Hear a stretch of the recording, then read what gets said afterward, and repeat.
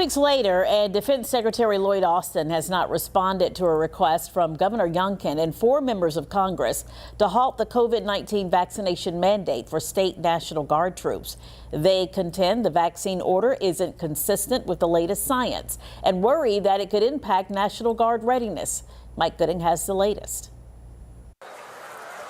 We believe the pandemic is at a point where this is no longer necessary. First District Congressman Rob Whitman in late June joined forces with Governor Glenn Youngkin and fellow Republican Virginia Representatives Bob Good, Ben Cline, and Morgan Griffith to urge Defense Secretary Lloyd Austin to indefinitely postpone the Defense Department's coronavirus vaccine mandate for the state's Army and Air National Guard troops.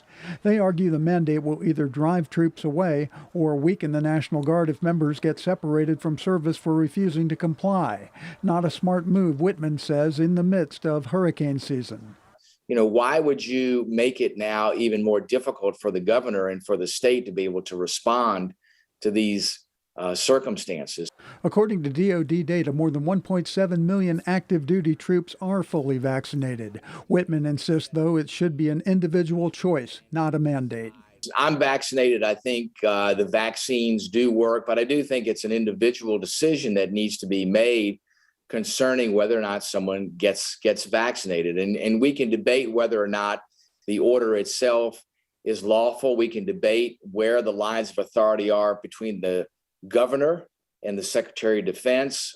I just want to make sure that the decision is made in the best interest of our National Guardsmen and women and the Commonwealth of Virginia.